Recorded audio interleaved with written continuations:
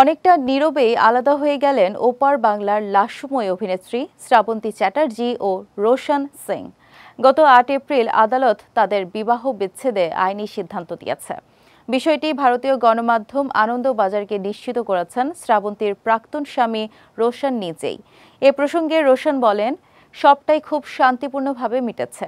৮ April থেকে আমরা প্রেম বিয়ের আগে যেমন অপরিচিত ছিলাম, সেই রকমই আরও একবার পরস্পরের অপরিচিত হয়ে যাব। একটি সূত্রে জানা গেছে, দীর্ঘদিন ধরে দম্পতির আইনি বিচ্ছেদ নিয়ে নাকি টানাপোড়েন চলছিল। অবশেষে ২০২৪ সালের সেপ্টেম্বরে তারা চূড়ান্তভাবে বিচ্ছেদের পথে আরও এক ধাপ এগিয়ে যান। কেবল উভয়ের স্বাক্ষর বাকি ছিল। আদালত ৮ এপ্রিল তারিখ দিয়েছিলেন। ততদিন উভয় পক্ষ বিষয়টি গোপন রাখে।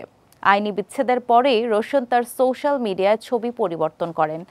তার বাগদত্তা অনামিকা মিত্রের সঙ্গে তোলা ছবি দেন। তখনই গুঞ্জন ওঠে, তাহলে শ্রাবন্তীর সঙ্গে বোধহয় চূড়ান্ত বিচ্ছেদ হয়ে গেছে। এ প্রসঙ্গে রোশন বলেন, আমার নিজস্ব জিম রয়েছে, এই কাজেই আমি খুব খুশি। অভিনয়ের বিন্দু মাত্র ইচ্ছে নেই। শ্রাবন্তীর সঙ্গে যোগাযোগের আগেই বিনোদন দুনিয়া থেকে একাধিকবার ডাক পেয়েছিলাম, তবে এতে সাড়া দেয়নি।